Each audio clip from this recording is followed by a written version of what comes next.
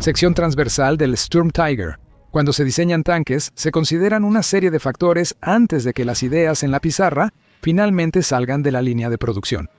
Factores como velocidad máxima, blindaje, eficiencia del combustible, facilidad de producción y consideraciones estratégicas y tácticas se evalúan antes de unirse al servicio de primera línea.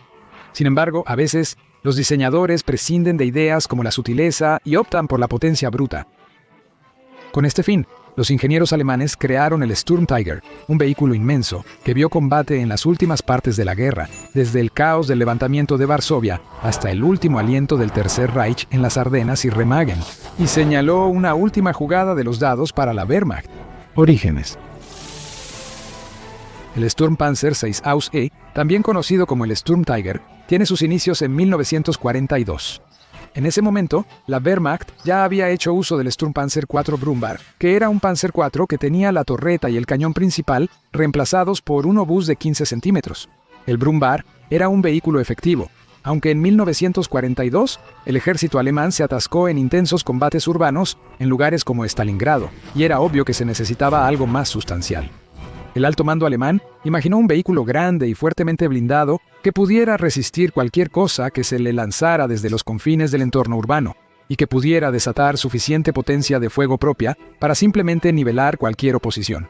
El casco del Panzer IV era demasiado pequeño para lo que se esperaba, por lo que los diseñadores utilizaron el casco del tanque Tiger, uno mucho más grande.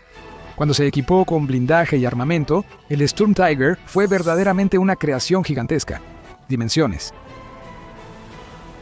El Sturm Tiger pesaba 65 toneladas, 8 toneladas más que el Tiger en el que se basaba, lo que lo convierte en uno de los vehículos de orugas más pesados que participaron en la guerra. Medía un poco más de 6 metros de largo, 3 metros de ancho y 2 metros con 86 centímetros de alto. El cañón principal era corto y por su tamaño y posición agregaba poco a la longitud total del vehículo. El blindaje del Sturm Tiger medía 15 centímetros en la parte frontal y estaba inclinado a 47 grados. Lo que le brindaba protección extra. El blindaje era más delgado en los laterales y en la parte trasera, con un grosor de 8 centímetros con 26 milímetros, y el techo tenía un espesor de poco menos de 5 centímetros. El blindaje del Sturm Tiger fue diseñado para combates urbanos, donde las amenazas cercanas podían surgir desde cualquier dirección. El grueso blindaje inclinado podía resistir la mayoría de lo que se le pudiera lanzar. Armamento. El Sturm Tiger, que se traduce como tigre de asalto, fue diseñado para simplemente aplastar cualquier oposición. El diseño original contaba con un obús de 210 milímetros, pero no había suficientes disponibles en ese momento. En cambio, el ejército pidió ayuda a la marina. La Kriegsmarine usaba un gran lanzador de cargas de profundidad para atacar submarinos enemigos. Tras algunas modificaciones, el ejército adoptó el Raketwerfer 61, una enorme pieza de artillería. Con un diámetro de 380 milímetros o 15 pulgadas, el proyectil era impulsado por un motor cohete, lo que permitía que el cañón fuera corto, un poco más de 152 centímetros de longitud, sin sacrificar el alcance ni la precisión. El Sturm Tiger tenía el cañón principal montado en una casamata fija, sin torreta.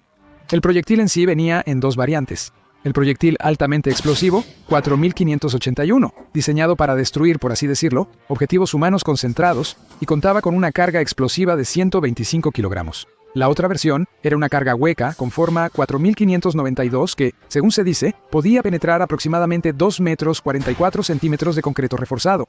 Ambos tipos de proyectil pesaban más de 345 kilogramos, y cada uno tenía un alcance de hasta 5.943 metros.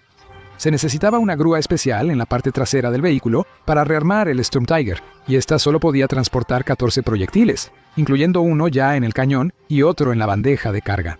La inmensa presión generada por la carga inicial de pólvora y el cohete requería que el cañón tuviera tubos de ventilación soldados al cañón para ventilar los gases y prevenir daños al cañón. Además del cañón principal, el Sturm Tiger también tenía un lanzaminas de 100 milímetros ubicado en la parte trasera del vehículo que podía girar 360 grados y lanzar minas antipersonal. También había una ametralladora MG-34 montada que disparaba el cartucho Mauser 7.92 x 57 milímetros, ubicada en la parte frontal del vehículo. Motor y rendimiento. El Sturm Tiger era impulsado por un motor de gasolina refrigerado por agua Maybach HL230 P45 B12 con una potencia de salida de 690 caballos de fuerza. Aunque tenía un motor tan potente, el tamaño del vehículo hacía que su velocidad máxima fuera de aproximadamente 40 km por hora en carreteras y terrenos uniformes. Tenía una capacidad de combustible de 153 litros y un alcance operativo total de aproximadamente 120 kilómetros, aunque esto podía variar considerablemente según las condiciones. Tripulación et interior. El Sturm Tiger tenía una tripulación de 5. El conductor en la parte frontal izquierda del casco, el operador de radio que manejaba la ametralladora MG-34 en la parte frontal derecha, el comandante que era el artillero, y 2 cargadores necesarios para manejar los inmensos proyectiles del Sturm Tiger. El interior del Sturm Tiger puede parecer espacioso a primera vista, pero debido a la posición de la bandeja de carga, así como al considerable espacio ocupado por los proyectiles, el compartimento era estrecho y la tripulación se veía obligada a moverse con dificultad en un entorno claustrofóbico. Producción. En octubre de 1943 se presentó a Adolf Hitler el primer prototipo de Sturm Tiger, quien aprobó el diseño y programó el inicio de la producción. Sin embargo, en esta etapa de la guerra, los alemanes estaban a la defensiva y necesitaban desesperadamente cascos para producir tanques convencionales sin poder reservar ninguno para el nuevo cañón de asalto. Como resultado, por orden personal de Hitler, solo se utilizarían cascos de tanques inhabilitados que estuvieran en revisión.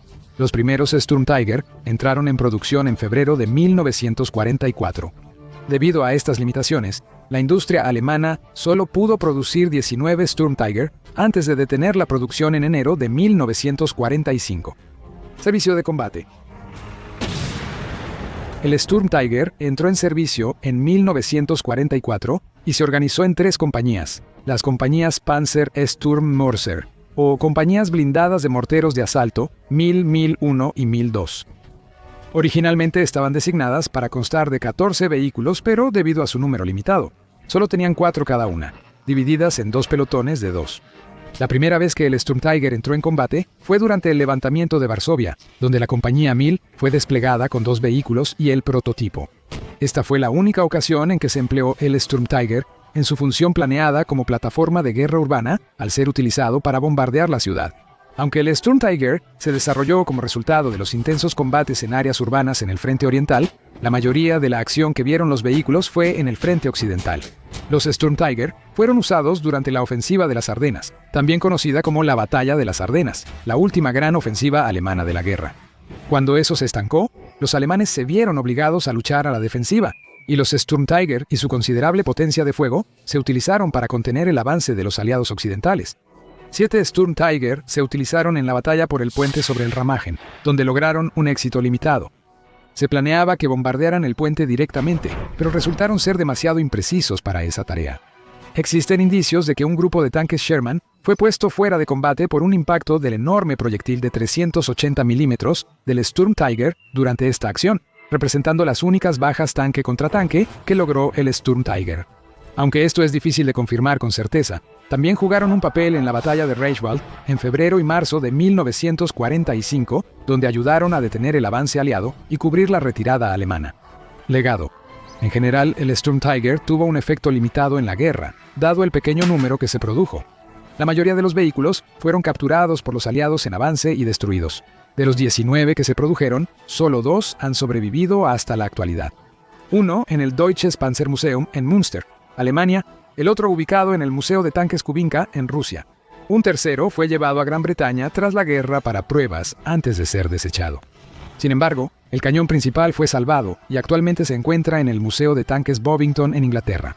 En general, el Sturm Tiger jugó un papel muy limitado en la guerra, siendo producido demasiado tarde y en un número demasiado pequeño para tener un impacto significativo.